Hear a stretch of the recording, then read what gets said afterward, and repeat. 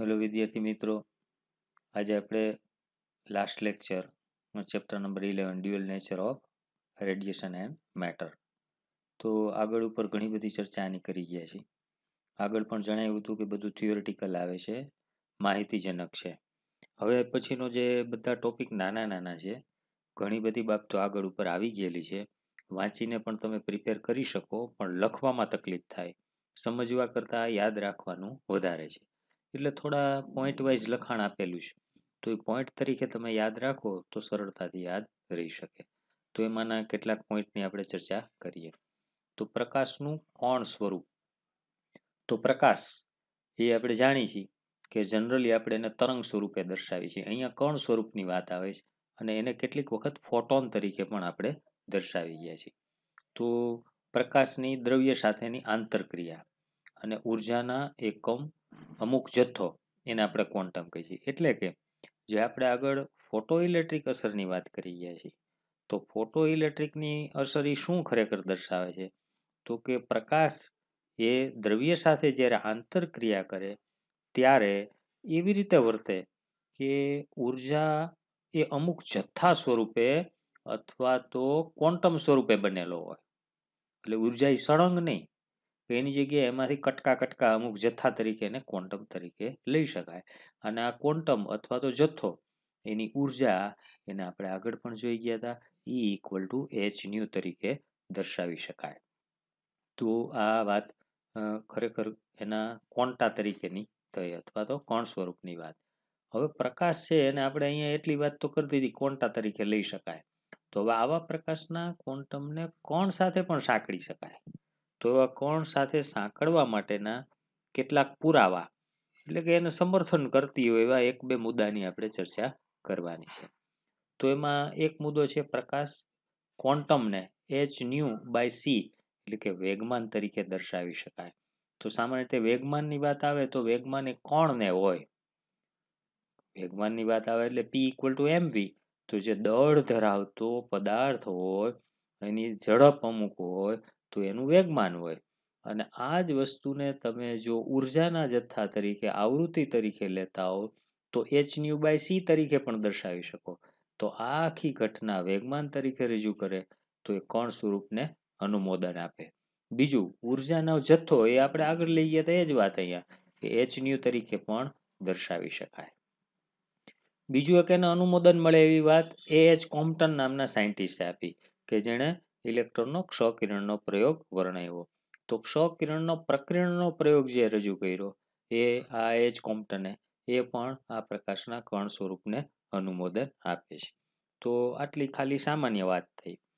એ ઉપરાંત વીજ ચુંબકીય વિકિરણને ફોટોન સ્વરૂપે પણ દર્શાવી શકાય. તો એ મુદ્દા માટેની આપણે વાત કરીએ. તો પેલાની અંદર હતી પ્રકાશનું કણ સ્વરૂપ, એટલે પ્રકાશ છે એ કણ સ્વરૂપે લઈ શકાય, એટલે કે એને ફોટોન તરીકે દર્શાવી શકાય. હવે અહીંયા વાત કરી છે વીજ ચુંબકીય વિકિરણ, એટલે એની એ જ વાત, વીજ ચુંબકીય વિકિરણ કયો કે પ્રકાશ કયો, જો આમાં બધા નામ બદલે રાખે છે પણ ઘટના એકની એક જ છે. ફોટોન કયો કે કણ કયો, તો એને ફોટોન સ્વરૂપે દર્શાવી શકાય. બીજા અર્થમાં કહીએ તો આ બીજું કાંઈ નથી પણ વીજ ચુંબકીય તરંગની ફોટોન તરીકેની લાક્ષણિકતા થઈ એમ પણ કહી શકાય. તો એની અંદર 3-4 પોઈન્ટ આપણે ચર્ચા કરવાના કે જેને આપણે વીજ ચુંબકીય તરંગને ફોટોન તરીકેની લાક્ષણિકતા સ્વરૂપે દર્શાવી શકીએ. તો ફટાફટ જોઈ લે. એ પણ અમુક મુદ્દાઓ રિપીટ જ થાય છે એમાં. વિકિરણ દ્રવ્ય સાથે આંતરક્રિયા કરે તો આગળ ઉપર પણ જઈ ગયા હતા. તો વિકિરણને કણ તરીકે દર્શાવી શકાય અને આવું વિકિરણ કણ તરીકે એટલે એને આપણે શું કહીએ છીએ? ફોટોન કહીએ છીએ. ઉપરાંત આ મુદ્દો પણ જઈ ગયા ફોટોનની ઉર્જા, તો એને E equal to H U તરીકે દર્શાવાય. વેગમાન P એટલે એચ ન્યુ બાય સી તરીકે દર્શાવાય. તો આ મુદ્દા બંને છે એ રિપીટ થાય છે, એટલે આ તમારે યાદ રાખવા માટે મગજમાં રાખવાનું છે. હવે એ જ રીતે તીવ્રતાની વાત સાથે એને કનેક્ટ કરો તો તીવ્રતા ગમે એટલી હોય, એટલે તીવ્રતા આગળ આપણે બધા સંબંધો જોઈ ગયા હતા, તીવ્રતા વધારી તો આમ થાય ને તેમ થાય. પણ અહીંયા આપણે એવું કહીએ છીએ કે તીવ્રતા ગમે તેટલી હોય ઉર્જામાં ફેર પડતો નથી. E equal to h nu h c by lambda. વેગમાન P equal to h nu by c, અને અહીંયા આવશે આ મિસ્ટેક છે h by lambda. h by c નહીં, ન્યુ બાય સી એટલે 1/λ થશે, એટલે અહીંયા શું થશે, h/λ કરેક્શન કરી લેજો, આમ મળે. આ ઉપરાંત ફોટોનવાદ, તો ફોટોનવાદ શું કહે છે, તો એકમ ક્ષેત્રફળવાળી સપાટી પર એકમ સમયમાં જો n ફોટોન આપાત થતા હોય તો પ્રકાશની તીવ્રતા I = Nhν. એટલે કે તમે એક ફોટોન મેળવો, બીજો ફોટોન મેળવો, એવા ઘણા બધા ફોટોન હોય તો એકની ઉર્જા કેટલી, hν, તો કુલ કેટલી મળે, I = Nhν.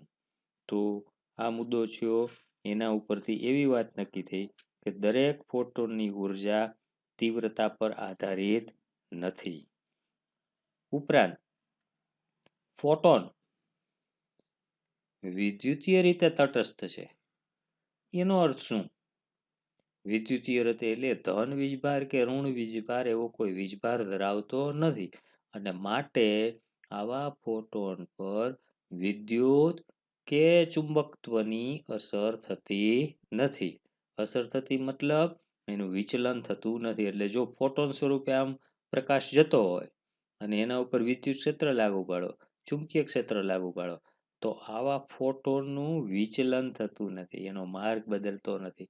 પણ તમે ઇલેક્ટ્રોનને આપાત કરો, વિદ્યુત ક્ષેત્ર ચુંબકીય ક્ષેત્ર લાગુ પાડો તો એનો માર્ગ વિચલન થાય. આલ્ફા કણ ગતિ કરતો હોય તો એનો માર્ગ પણ વિચલન થાય. તો ફોટોનમાં આવી કોઈ ઘટના ઉદ્ભવતી નથી. આગળ ફોટોન કણ સંઘાત, ફોટોન ઇલેક્ટ્રોન, એટલે અહીંયા આપણે ફોટોન અને કણનો સંઘાત એવું કહે છે. બીજી રીતે કહેવું હોય તો કણ એટલે કોણ લઈ શકાય, તો કે ઇલેક્ટ્રોન લઈ શકાય. એટલે ફોટોન અને ઇલેક્ટ્રોનનો સંઘાત, આ એનો સ્પેશિયલ કેસ થયો. એટલે આ બધું શોર્ટમાં લખેલું છે, સમજાવું છું, ધ્યાન રાખજો. ફોટોન કણ સંઘાત અથવા ફોટોન ઇલેક્ટ્રોન સંઘાત. એટલે ફોટોન એમનો એમ છે, પણ કણની જગ્યાએ શું લીધું છે, ઇલેક્ટ્રોન. તો એની અંદર શું ઘટના બને, તો કે એમાં કુલ ઉર્જાનું સંરક્ષણ થાય, એવી જ રીતે વેગમાનનું પણ સંરક્ષણ થાય.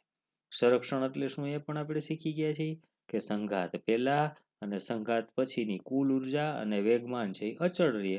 જો એના જેટલું જ હોય, પહેલા હોય એટલું જ, તો એનું સંરક્ષણ થયું એવું કહી શકાય. બીજો મુદ્દો કે ફોટોનની સંખ્યા, એનું ફોટો ઇલેક્ટ્રિક ઇફેક્ટની અંદર ફોટોનની સંખ્યાનું સંરક્ષણ ન પણ થાય.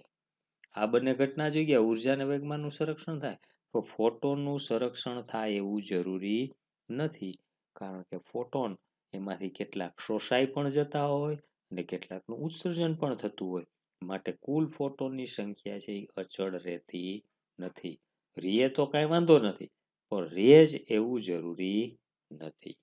તો આટલા મુદ્દાથી વીજ ચુંબકીય વિકિરણને ફોટોન સ્વરૂપે દર્શાવી શકાય, એ મુદ્દા હેઠળ લઈ શકાય, અથવા એની લાક્ષણિકતા તરીકે પણ લઈ શકીએ.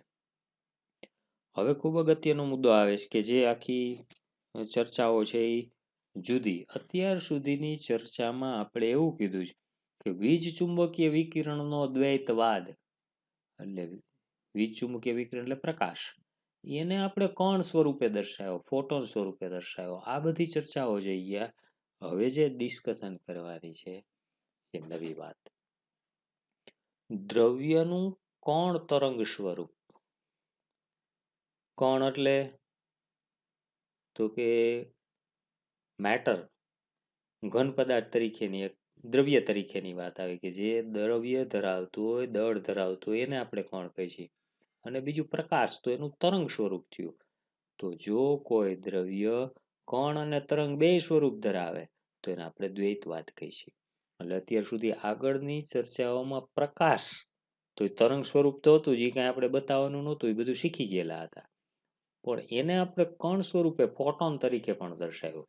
હવે રિવર્સ પ્રોસેસ આવે છે, જોજો બરાબર, કે દ્રવ્યને કણ અને તરંગ સ્વરૂપે દર્શાવવાનું છે. એટલે આપણું જે ટાઇટલ ચેપ્ટરનું હતું, દ્રવ્ય અને તરંગનું દ્વૈત સ્વરૂપ, dual nature of radiation and matter. તો રેડિયેશનની ઘણી બધી ચર્ચાઓ થઈ ગઈ. હવે જે વાત આવે છે મેટરની, દ્રવ્યની આવે છે. તો એને રિલેટેડ કેટલાક મુદ્દાઓ કે જેની અંદર આપણે કણની પણ વાત કરશું અને તરંગની પણ વાત કરશું. તો એના કેટલાક મુદ્દાઓ લીધા છે કે જેનું તમે આધારે લખાણ છે એ લખી શકો. તો પેલું તો કે વીજ ચુંબકીય વિકિરણ. તો વીજ ચુંબકીય વિકિરણને આપણે પ્રકાશ, તો પ્રકાશ એ વીજ ચુંબકીય વિકિરણ તરીકે લઈ શકાય. બરાબર. વીજ ચુંબકીય વિકિરણમાં બીજા ઘણા બધા આવી શકે. તો આપણો જે દ્રશ્ય પ્રકાશ છે એને પણ વીજ ચુંબકીય વિકિરણ તરીકે લઈ શકાય. અને આગળ જોઈ ગયા કે એને કણ અને તરંગ આવું દ્વૈત સ્વરૂપ છે. એટલે જો આમાં બે મુદ્દા મિશ્ર આવશે કે પ્રકાશની વાત આવે છે કે જેને આપણે તરંગ સ્વરૂપે લેતા હતા એને દ્રવ્ય તરીકે લઈ શકાય. હવે દ્રવ્ય એને તરંગ સ્વરૂપે લઈ શકાય. એટલે બે એકબીજા સાથે સાંકળીને ચર્ચાઓ છે. એટલે એમાં હું કમ્બાઈન ક્યાં ક્યાં શું છે એ કહેતો જાઉં છું. એટલે આ જનરલ વાત આવી ગઈ, આ આપણે જાણતા હતા. હવે પ્રકાશને લગતી કેટલીક બેઝિક ઘટનાઓ જેવી કે વ્યતિકરણ, વિવર્તન, ધ્રુવીભવન, આ બધી ઘટનાઓ સમજાવી હોય તો એના માટે તરંગ સ્વરૂપ આવશ્યક છે. તો આ ડ્યુઅલ નેચર પહેલા આપને ખબર હતી કે પ્રકાશ છે તરંગ સ્વરૂપે જ છે, અને તરંગ સ્વરૂપે હોય તો શેની ચર્ચા આવતી? તો કે એમાં વ્યતિકરણની વાત આવે, વિવર્તન આવે, ધ્રુવીભવન આવે. પણ એ સમજાવવું હોય તો તમારે એની અંદર તરંગ જ લેવું પડે. હવે આવી બીજી કેટલીક ઘટના કે પ્રકાશની જ વાત કરવી છે તો કે ફોટો ઇલેક્ટ્રિક અસર, કોમ્પટન અસર. તો એમાં આપણે પ્રકાશને તરંગ સ્વરૂપે લઈ શકીએ નહીં. પ્રકાશને કણ સ્વરૂપે લેવું જોઈએ. તો ફરી પાછું અહીંયા મુદ્દો આવ્યો ડ્યુઅલ નેચરનો. તરંગની વાત આવી, કણની પણ વાત આવી. એટલે આ બે કમ્બાઈન મુદ્દા થયા અહીંયા જે કરેલું છે. એવી જ રીતે બીજા બે મુદ્દા કે પ્રકાશ. તો પ્રકાશ જ્યારે ગતિ કરતો હોય, ગતિમાં હોય, તો એની ઘટના સમજાવવા માટે આપણે એને તરંગ સ્વરૂપે દર્શાવવો પડે. પણ આવો જ પ્રકાશ કોઈ પદાર્થ ઉપર આપાત થાય અને પ્રકાશનું શોષણ થાય, અથવા તો કોઈ સપાટી ઉપરથી પ્રકાશનું ઉત્સર્જન થતું હોય, તો આ ઘટના સમજાવવા માટે કણ સ્વરૂપ લેવું પડે. તો ફરી પાછું પ્રકાશ, એની અંદર તરંગ સ્વરૂપ આવ્યું, કણ સ્વરૂપ આવ્યું. એટલે કે દ્વૈત સ્વરૂપની ચર્ચા અહીંયા આપણે કરી ગયા. આગળ હવે ફરી પાછી આવી જ વાત કે આપણે જો કોઈ પદાર્થ અથવા વસ્તુને નિરીક્ષણ કરતા હોય તો આવી વસ્તુ આપણે જોઈ જ્યારે ત્યારે એના માટે બે ભાગ અથવા તો બે સ્વરૂપ છે એ ભાગ ભજવે છે. જે પ્રકાશ આપણા આંખમાં પહોંચે અને આપણે વસ્તુનું નિરીક્ષણ કરીએ તો એની અંદર બે ઘટના કણ અને તરંગ સ્વરૂપ વાળી વાત આવે છે. કેવી રીતે જોઈએ? તો કે આંખની કીકી દ્વારા પ્રકાશ કેન્દ્રિત થવાની પ્રક્રિયા એ પ્રકાશનું તરંગ સ્વરૂપ દર્શાવે છે. તો જો કોઈ પદાર્થ ઉપરથી પ્રકાશ પરાવર્તિત થઈ અને આપણી આંખની કીકી પર પ્રકાશ કેન્દ્રિત થાય તો આ ઘટના પ્રકાશનું તરંગ સ્વરૂપ દર્શાવે. બીજી એક ઘટના આંખની કીકી પર પહોંચે પર એની અંદર રહેલા રેટિના અથવા તો પડદો, એની અંદરના કોષ એ પ્રકાશનું શોષણ કરે. તો આગળ ઉપર જોઈ ગયા હતા કે જ્યારે શોષણની વાત આવે, અહીંયા જો આ શોષણ કે ઉત્સર્જન, તો કણ સ્વરૂપે. તો આ ઘટના પણ કયા સ્વરૂપે લેશું આપણે? કણ સ્વરૂપે અથવા ફોટોન સ્વરૂપે. એટલે આ બંને ઘટના ફરી પાછી છે એ સંયુક્ત રીતે આપણે લીધી છે.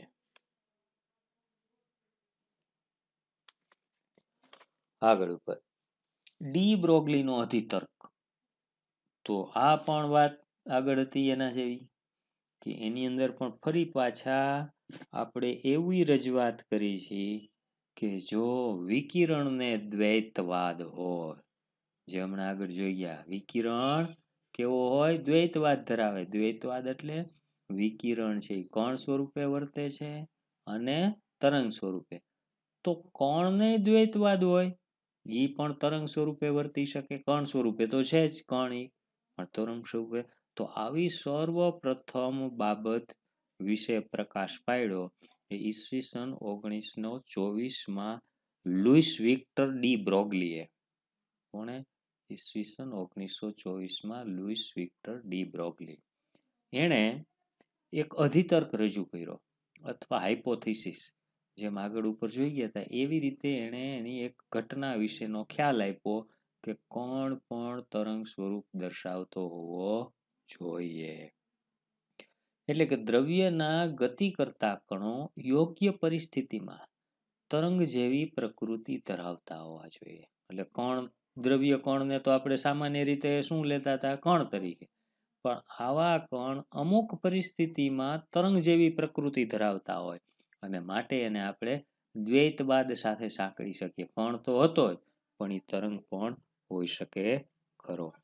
તો આ વાત એની દ્વૈત પ્રકૃતિની વાત આવી કે દ્વૈત સ્વરૂપ ધરાવતો હોય. ત્યાર પછી એને લગતી તરંગ લંબાઈનું સૂત્ર આપ્યું કે જો કણ છે એ તરંગ સ્વરૂપે વર્તે તો તરંગ હોય તો તરંગની હારે શું સંકળાયેલું હોય? તો કે તરંગ લંબાઈ. તો તરંગ લંબાઈના સૂત્રમાં એણે એવું કીધું કે જો કોઈ કણ સાથે સંકળાયેલી તરંગ લંબાઈ લેમ્બડા હોય, એનું વેગમાન p હોય, તો લેમ્બડા ઇક્વલ ટુ h/p, જ્યાં p વેગમાન, h છે પ્લાન્ક કોન્સ્ટન્ટ અને h/mv તરીકે પણ લઈ શકાય. તો આ ઘટનામાં પાછું ફરીથી જો તરંગ લંબાઈ આવી તો એ તરંગ લંબાઈ કેની સાથે હંમેશા સંકળાયેલી હોય? તો કે તરંગ સાથે. વેગમાન કેની સાથે સંકળાયેલું હોય? તો કે કણ સાથે. તો ફરી પાછું આ ડી બ્રોગલીએ જે ચર્ચા કરી એમાં તરંગ અને કણ બંનેનો સમાવેશ થઈ ગયો. માટે આ દ્વૈતવાદનો એનો અધિતર્ક છે એને અનુમોદન મળે છે એવું કહી શકાય ખરું. ખ્યાલ આવી ગયો બરાબર? તો આ lambda equal to h/p, h/mv A lambda દ્રવ્ય તરંગની તરંગ લંબાઈ તરીકે ઓળખવામાં આવે છે અને સમીકરણને ડી બ્રોગલીનું સમીકરણ તરીકે દર્શાવી શકાય.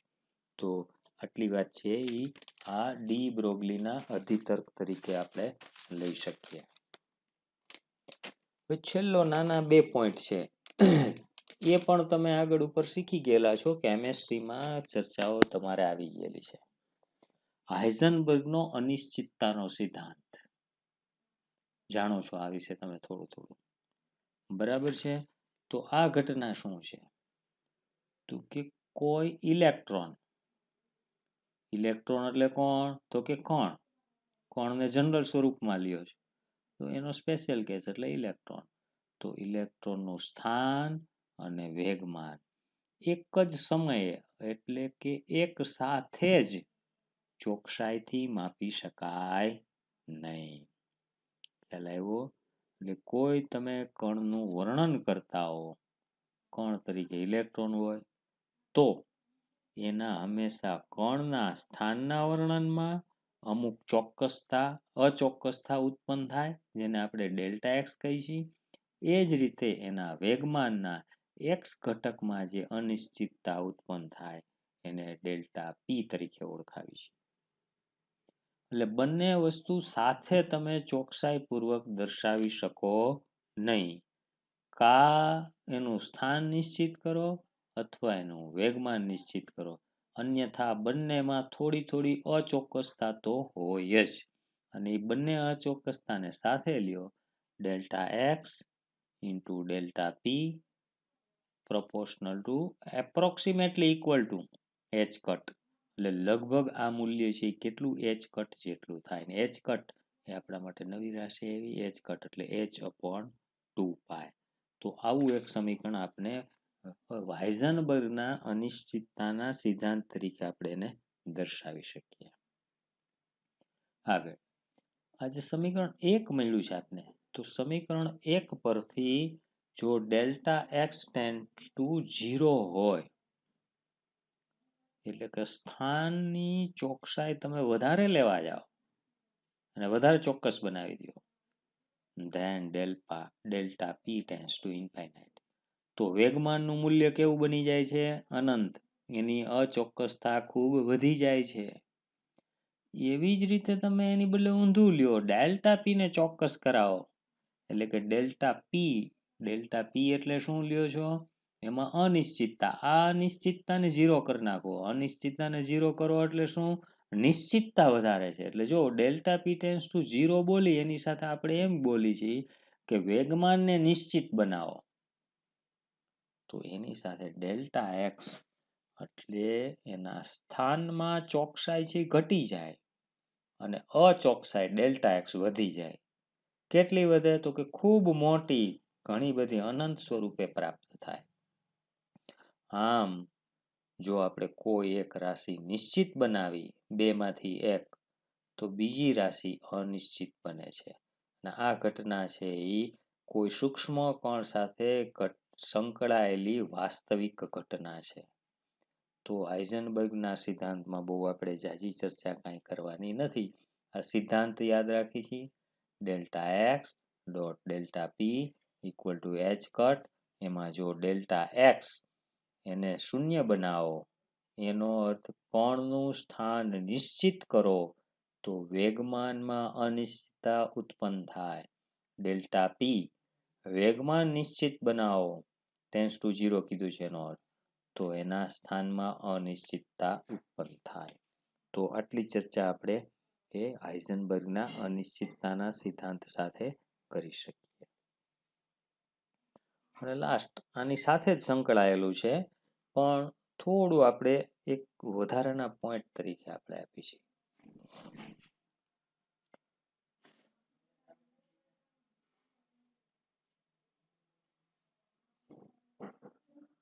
ફોટોનનું વેગમાન તો p equal to h nu by c આવું લેતા હતા. ફોટોનનું વેગમાન આગળ ઉપર લઈ ગયા છે. હવે આ સૂત્રમાં થોડો ફેરફાર કરી છે. પી ને અહીંયા ધક્કો મારીને લઈ લ્યો, સી ને અહીંયા લઈ લ્યો. એવી જ રીતે ન્યુ ને જમણી બાજુ લઈ લ્યો, તો સૂત્ર આપને મળે છે c upon nu equal to h upon p. આવી ગયો ખ્યાલ શું કર્યું છે આપણે? આ સૂત્રમાં એરેન્જમેન્ટ કરી છે. અને સી અપોન ન્યુ એટલે જાણી છે એને લેમડા કહેવાય. Lambda equal to h upon p.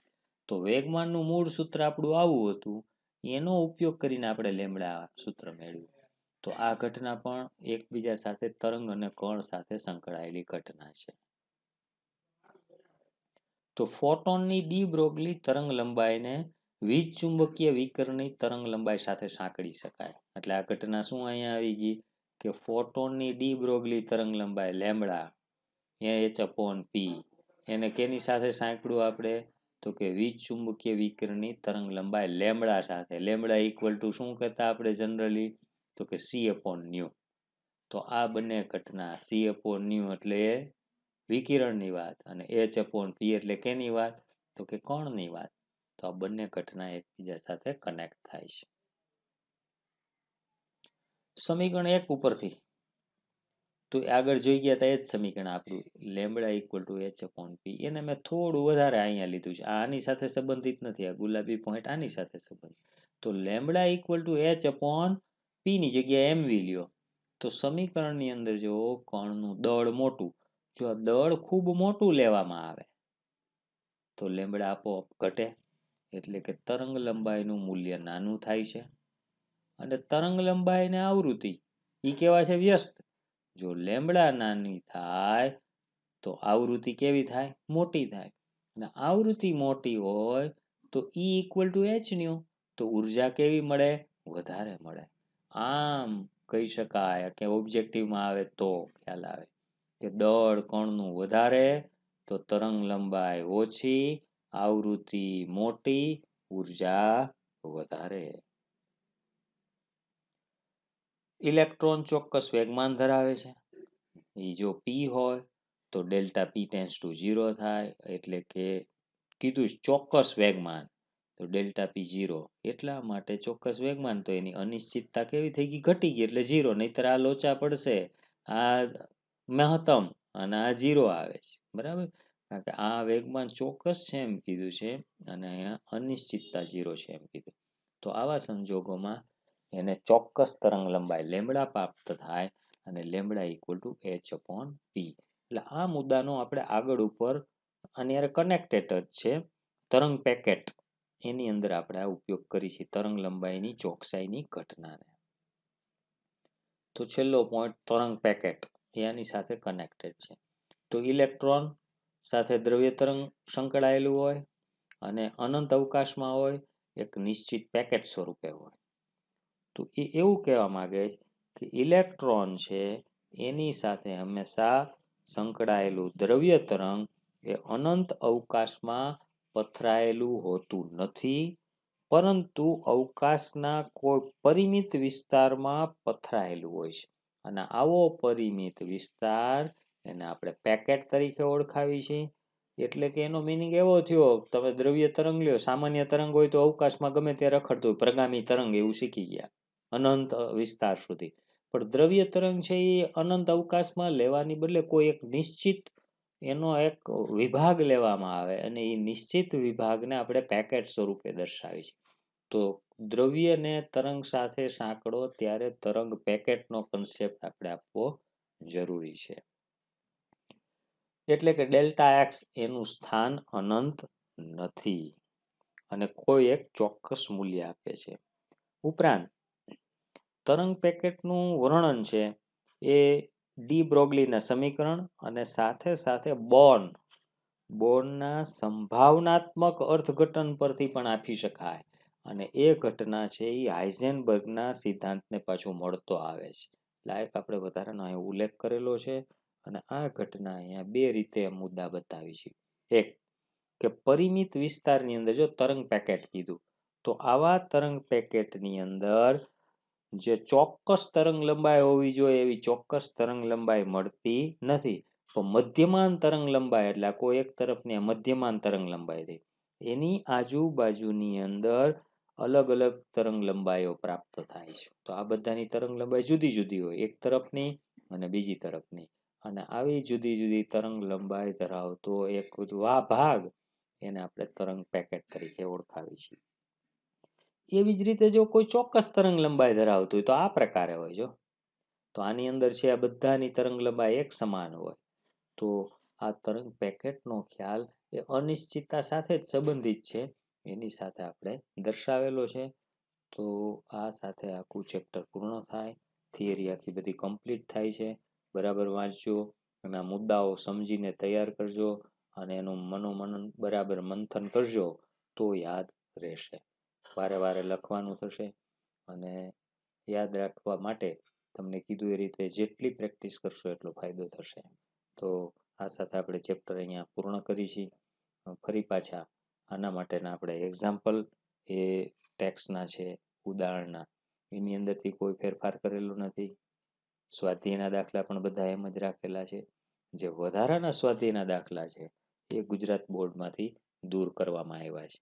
તો એ પછી નેક્સ્ટ લેક્ચરની અંદર આપણે એની ચર્ચાઓ કરશું. આજે આપણે આટલું રાખી છીએ. સારું કે આવજો.